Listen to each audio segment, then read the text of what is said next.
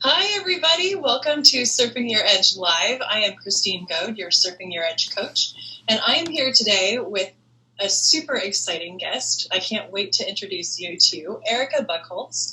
She has wandered a similarly winding path to my own, which I adore. I always love it when people don't know exactly who they want to be when they grow up and they kind of do this as they figure it out.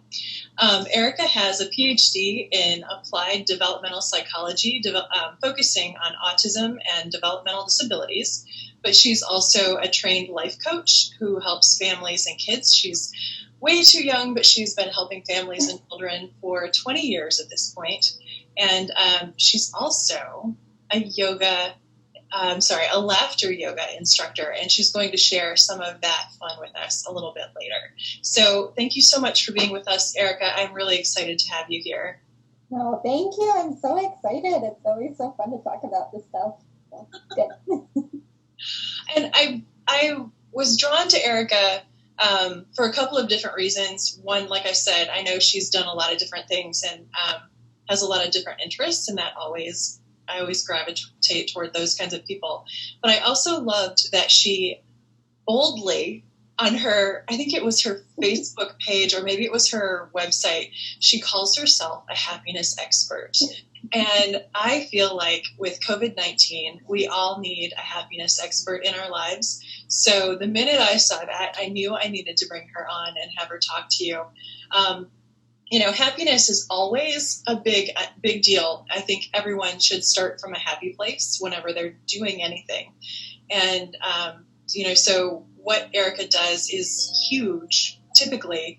But right now, with us all piled on top of each other at home and yet afraid to see anybody outside and afraid of this invisible thing that nobody can see, I think that getting to a happy place fast and knowing how to get there and stay there when you need to is really important. So, again, I'm so happy to have Erica with us.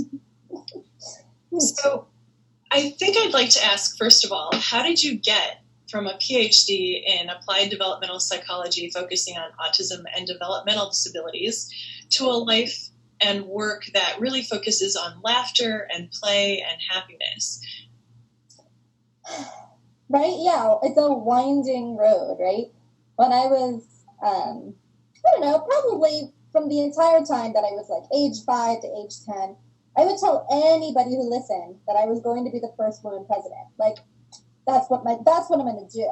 And then someone said to me, as a president, you have to make a lot of decisions. And I was like, oh, well, that doesn't sound very fun. I don't want to do that anymore. And then I gave it up because I was like, that doesn't sound fun. I don't want to do it. And then I continued on, and I didn't really know for a while what I wanted to do. I started college undecided because there were so many cool sounding things. I really had a hard time deciding. One of my really close family members was diagnosed with autism, and I thought, well, I don't know what else I want to do, so maybe I should do something that would help him. Right? That sounds great, right? And I like people and I like learning about the brain, so let's go for it. So I went for psychology and I loved it. It was great. I moved to Washington, D.C.-ish to get my graduate degree in developmental psychology, and I chose a program that was very applied on purpose. I'm not someone who's going to sit for hours and hours and just be in an office. Like, that's not a good fit for me. I need to be with people and helping, and I love to be out there. So I've worked in camps, and my mom's a dance teacher, so I taught at her studio for a while, and I've done all the cashiering and babysit. So I've done a lot of different things. And I loved going through grad school. I learned so much about people and about how communication is just so, so important. And then I got jobs that were okay, and they felt great for a while, and then I would get burnt out. And then I got a new job, and it was great for a while, and then I get burnt out. I've been in that cycle. Yeah, right? And you're just like, well, I'll just keep following what I know a professional person would do, right? Like, they go to school, they get a job that pays well, they're not supposed to be very happy because I don't see that. Like, but they're supposed to have money and buy a house and have a kid and live somewhere where there's opportunity. So I was trying to do all the things, right? Trying to do all the things. And I was miserable, right? And not only was I miserable, but I was making everybody around me really, really miserable because I have that personality, right? And I show up and I'm in a bad mood. Everybody's in a bad mood. And I was realizing that was happening with my son. And I was like, well, this has to stop right now because everything I know about the brain that I learned in grad school tells me this is not okay. And so I actually took a big pause where I, for the first time in my life, sat down and figured out, how do I want to spend my time? And it kept coming back to laughing, like it did. And it sounded so weird to me the whole time it was happening. I was like, no one's going to, I can't build a business on laughing. Apparently you can. I didn't know that at the time. And so I stumbled across laughter yoga and thought it was fake. And then did a whole bunch of research and found it's so not fake and it's so good. So I got certified in it right away. And it has just completely flipped my life. I knew I was going to go coaching and knew I still wanted to help people in that kind of one-on-one environment.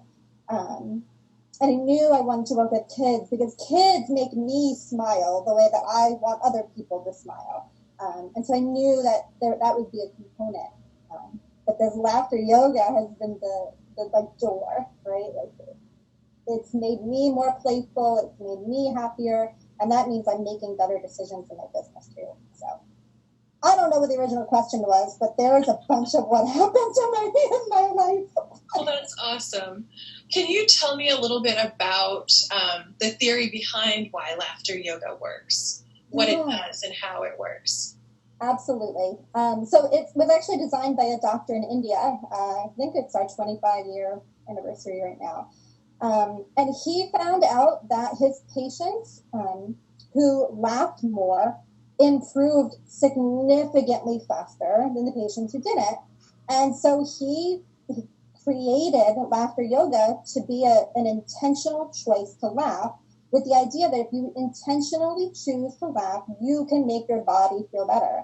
And it's so true. There's so many research studies out there. Because again, I have a PhD. I care about the science behind it too. And there's so much behind it saying that laughter actually heals your body. It lowers your stress hormone, cortisol. It increases your endorphins. It changes your serotonin and dopamine levels. Plus, you just intellectually know that when you laugh, you feel happier, right? So I don't even really have to convince anybody. It's nice. You know that. And the yoga part comes from all the deep breathing that you're doing through this practice. And so that puts your body back in balance and harmony. Yeah, my dad has been sick most of my life. And I remember when I was in college trying to do research on how to help him in a natural way. And at that time, it was becoming known that laughter was huge in healing. And I've also done smiling practices where when you're feeling really crappy, you put a smile on your face. I've got one in particular that always gets me there, and I can't do it in front of people.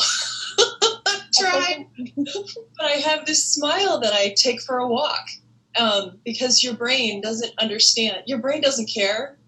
It just knows that your body is smiling, and so it sends out all the happy chemicals. And so you start to feel the way your body is showing up. So I love what you're doing. I've never actually done laughter yoga. I have asthma, and I'm not quite sure what will happen with my lungs, but I'm super excited about what you do. And I completely believe in the science behind why laughing for any reason will help you feel better.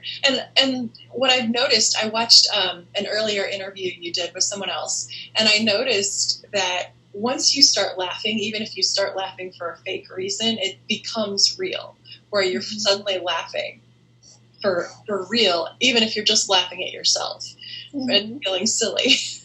Yeah, and what's great too is I don't even care if people just want to laugh at me. That's fine. That doesn't bother me at all, right? As long as you're laughing, you're getting all these good health benefits. And honestly, if you watch people laugh, you've actually had a decrease in your stress hormones too. So you don't even need to engage in the act to get benefits. So, And one of the things I've realized we're missing, we have those neurons, those mirror neurons, that when we see someone else smile, we feel it.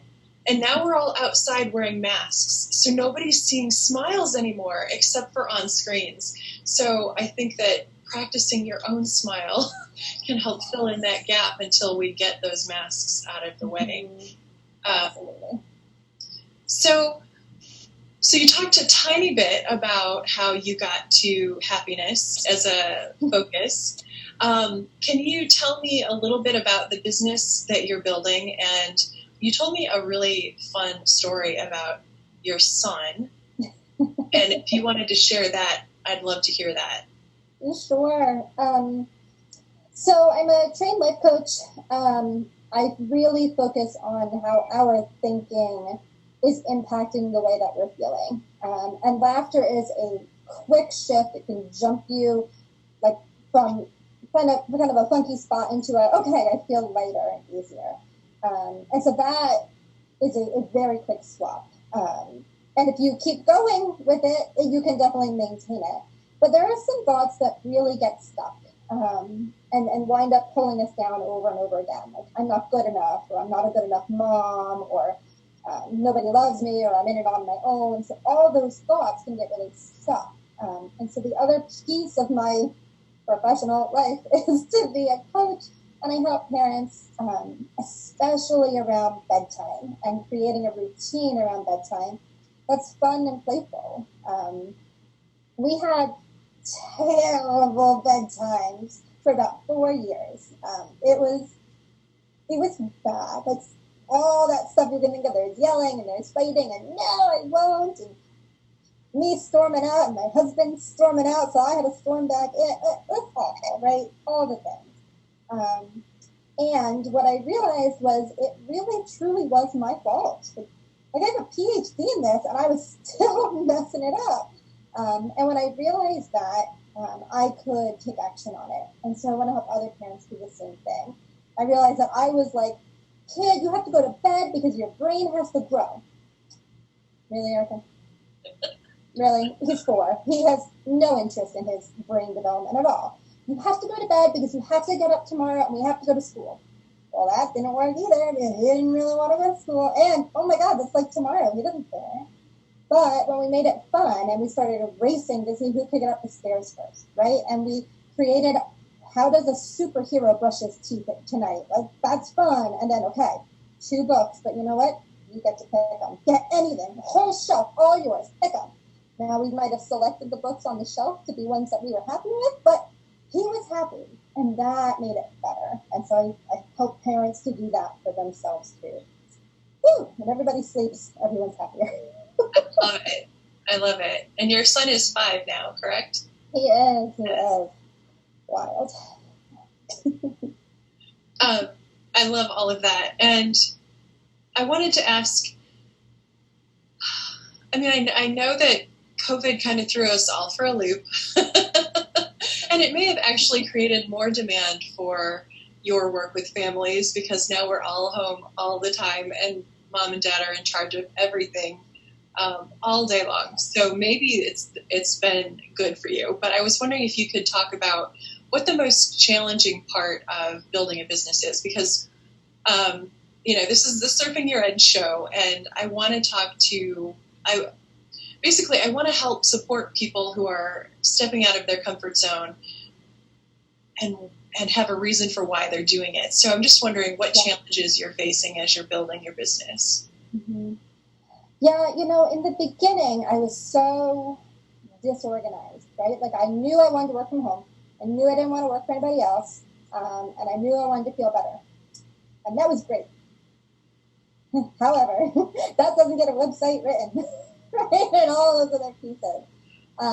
So I had to really connect with my why. Like, why am I doing this? And make it like visceral, right? Like, and for me, it's I don't want to miss my son's growing up period, right? Like, I've always had jobs where I have to check my phone after hours, and maybe a kid is in crisis, and I have to go. I have to get on the phone with someone, or I need to go talk to their parents and get it resolved for them. And I didn't want to be in a spot where I was going to miss his events and his sports games and not be here. That was really important to me.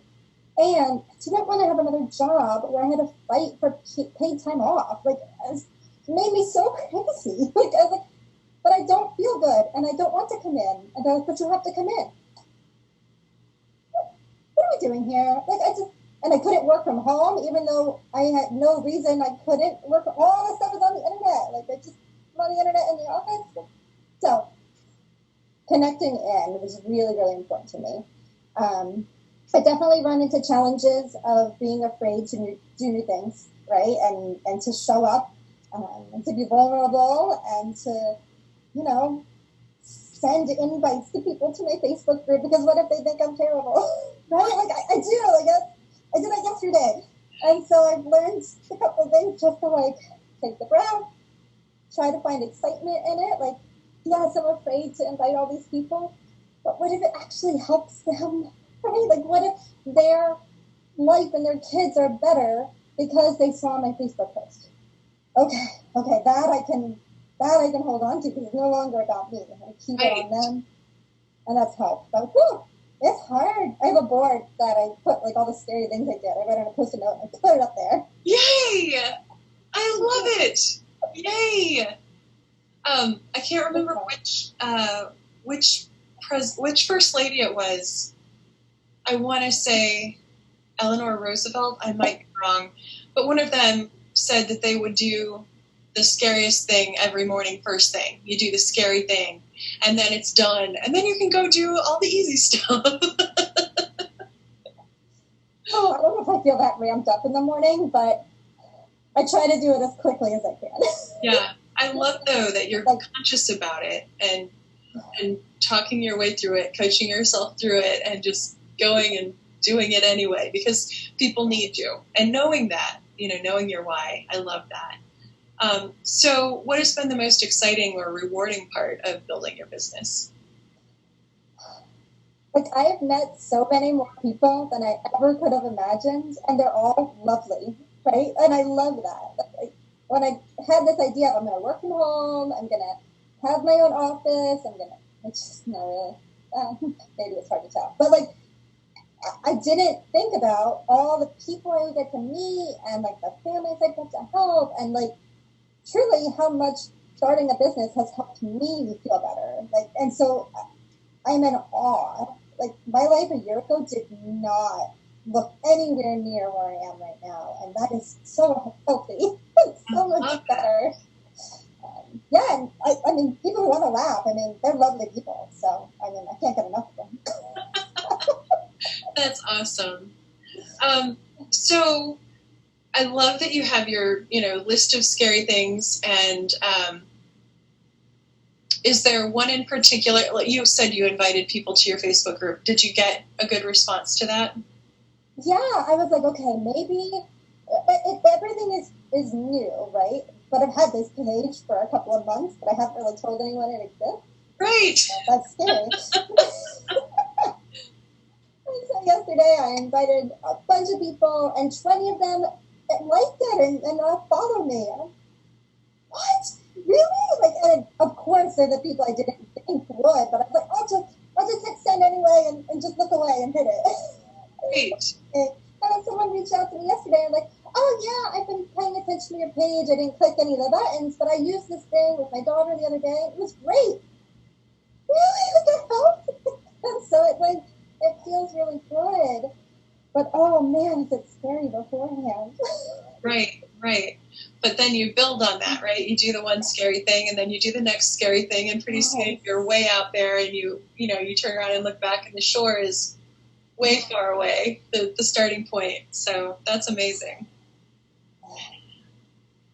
Yeah, right. Though it takes a lot. It does. It is.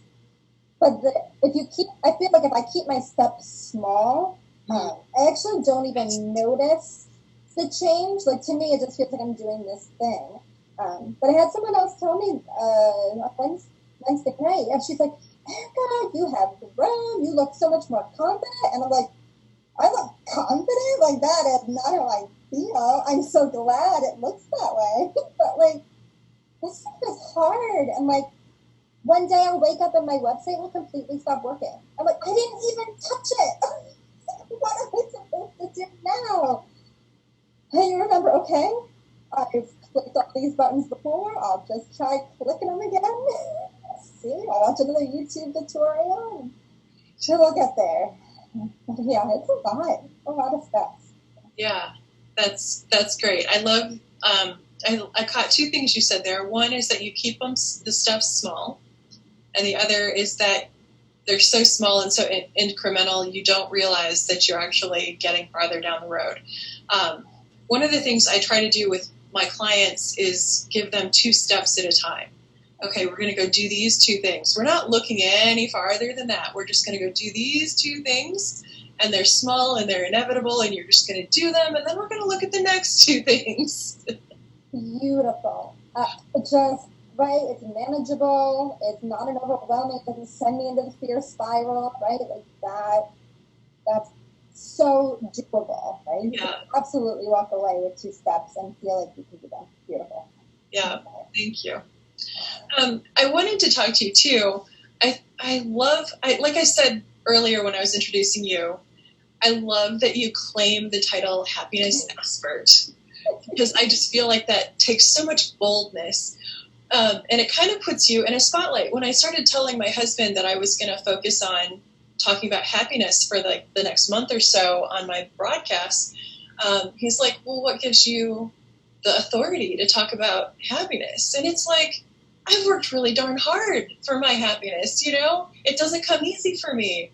So I'm like, of course I can talk about happiness. And so a lot of times I know, especially online, we look at other people and we only see what they post. And we don't post necessarily the ugly parts of our lives. We show the stuff that makes us happy and that we are proud of. And so when you look at someone else, you see nice, shiny, smooth, happy, And if you're claiming the title happiness expert, I can imagine that people are looking at you and going, oh, she doesn't have any problems. She doesn't have any, she's a happiness expert. Does it feel like that to you?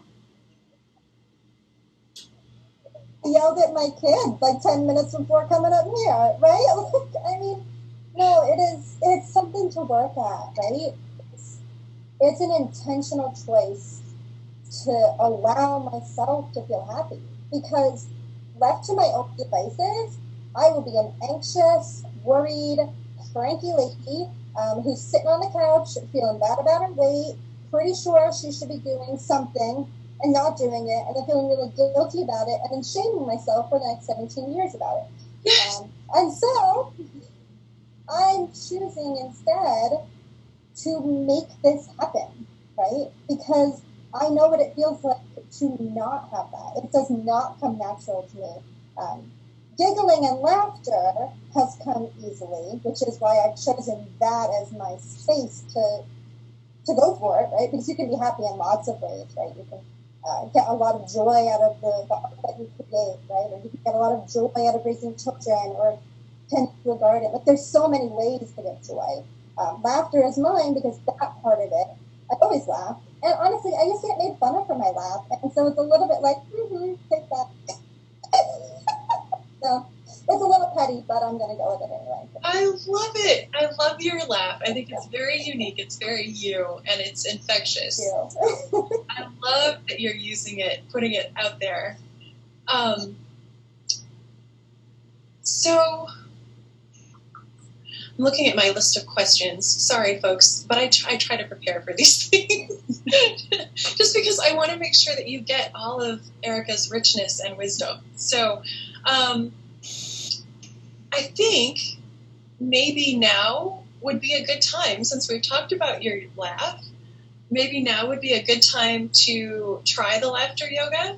And I think what I'm going to do, I don't know, Erica and I talked about this beforehand. I wasn't quite sure if I should go completely off screen. She does these, or mute, or what I should do. I have asthma, and I don't know if I will have an asthma attack if I do laughter yoga.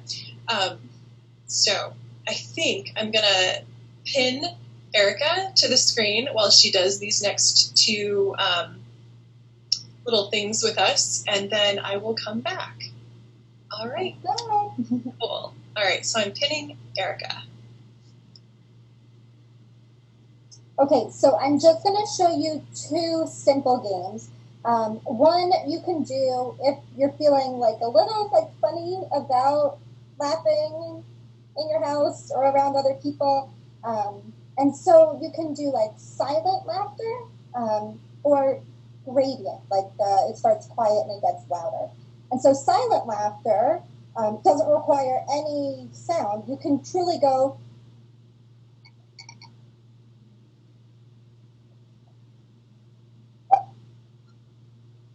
it's hard for me to stay silent. That's the idea. And you can do it with a closed mouth if you just want to like, if you got other people sitting on the couch with you, they don't even need to know you're doing it. You can go. And you still get lots of benefits from that. And it's a nice, easy, gentle one that most bodies can handle. And honestly, the other fan favorite that people love about laughter yoga, there's no stretching involved. It's truly just making the intentional choice to laugh. And so the game can truly be anything. But people love hot soup. So just grab your bowl of imaginary hot soup, okay, and just have some. Whoa, that is hot!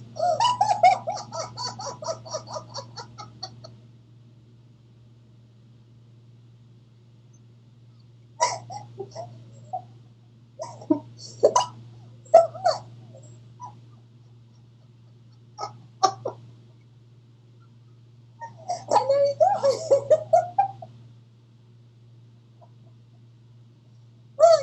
So there you go. Super easy. That was lovely. And I love the silent one.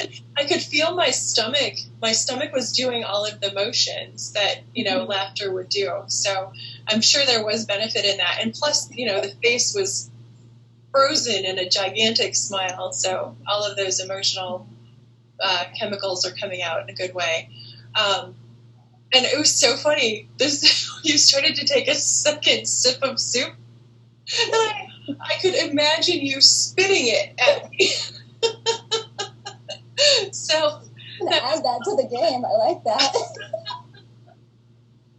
The most embarrassing thing that I've done as an adult, I was on a cross-country bike trip, and one morning I was just punch-drunk, happy, and I was sitting there eating cereal. And I spit it across the table at this poor person across from me. And I felt so bad, but I just couldn't help myself. So that's the best way to be embarrassed, right? Like, it was lighthearted, playful. I love it. Spectacular. Right. Yeah. So we weren't worried about infecting people back then, so it's okay if you spit. Yes. Thank you so much. I know you do. Is it weekly or monthly that you do these? Yeah, so every Tuesday at noon Eastern time.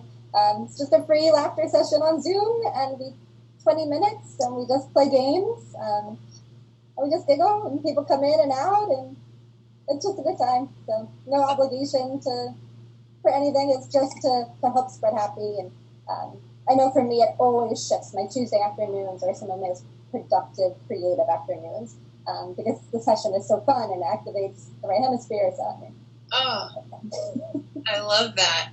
I'm going to be at my first session on Tuesday with you this week, and I will put the link in the show notes here so that if other people want to join us, they can come. I think it would be a lot of fun. Yeah. I mean, if nothing else, you can learn the games and then play them with your family at home. Absolutely. And oh my gosh, yeah. And like kids are so good at this, right? Because they don't have any of the weird like social rules about laughing like we do. Like you can only laugh for so long, you can't laugh too loud.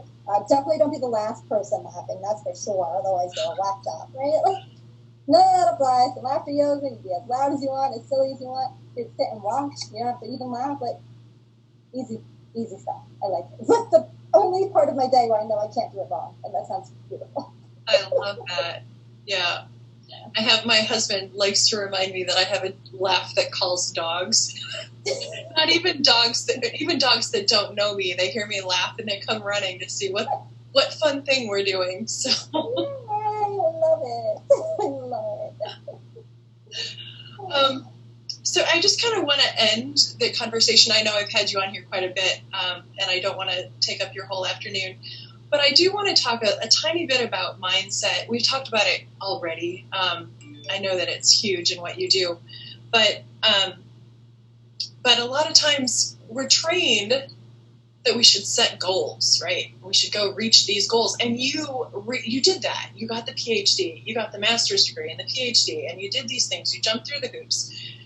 It didn't make you happy, but you were setting the goals and achieving them. So the difference, I think, between setting goals and achieving them and actually achieving happiness is having a healthy mindset that is focused on joy and happiness and, is leading you in the direction. We're focused on how we want to feel before we decide what we want to do. Yeah, absolutely. And I think you did that with building your business in a really beautiful way. It's like, how do I want to feel? Where do I want to be doing this business? Who do I want to be working with?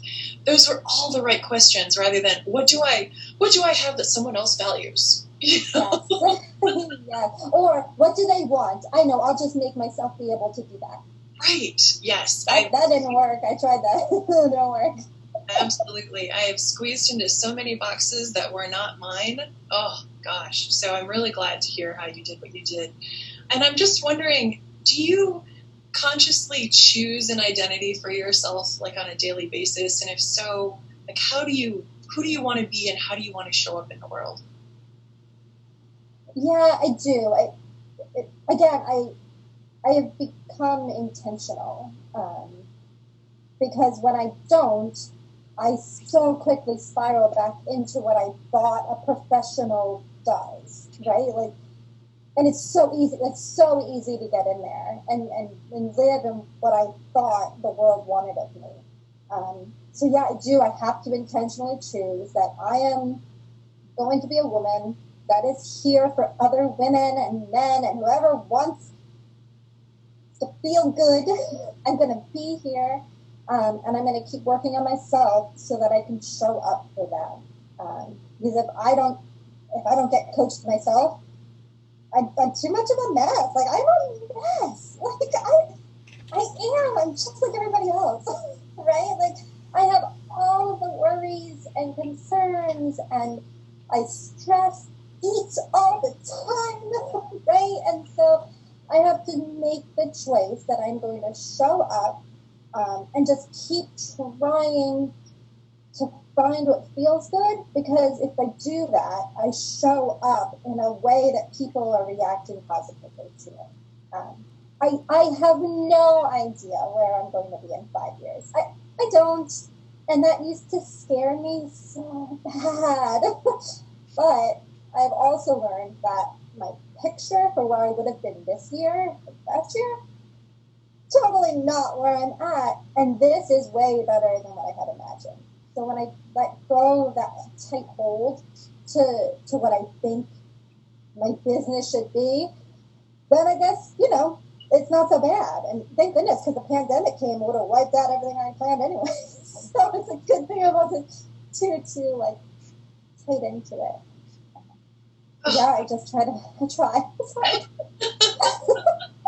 I think you're on the right path. It's very exciting to hear how you work. And I love, that you don't know where you're going to be in 5 years. But I'm sure you have a vision of how you want to feel in 5 years and how you want to be showing up in the world. And as long as that happens, I've experienced so many times, you make a plan and you think it's going to look this way, and it shows up completely differently, and it's so much better than you imagined.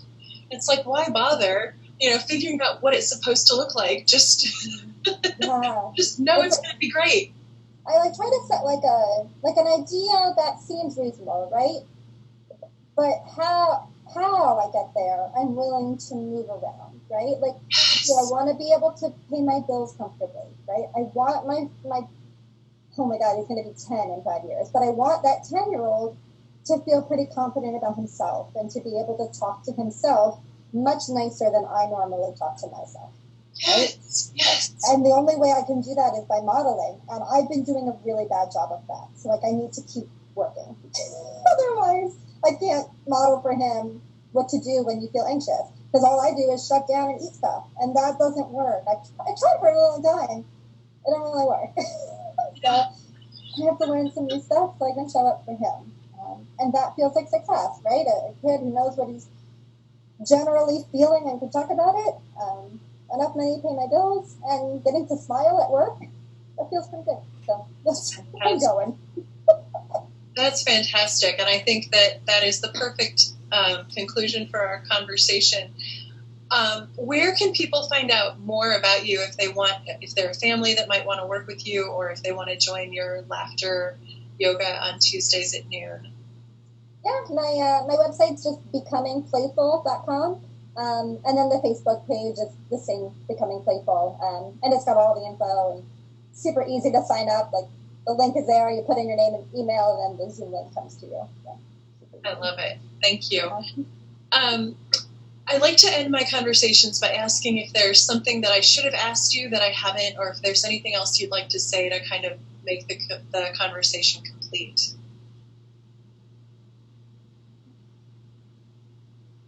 And it's okay if it's done. Yeah, it feels like I feel like I was able to show up authentically and truly just, put it out there. I'm just a person, right, who's trying to feel good and build a business. And I'm just so grateful to you for the opportunity to just get it out there and help other people too, because to me, it doesn't come easy to build a business either. But I'm going to keep trying, and I hope that they do too. Oh, you're going to do awesome. I'm so excited to know you.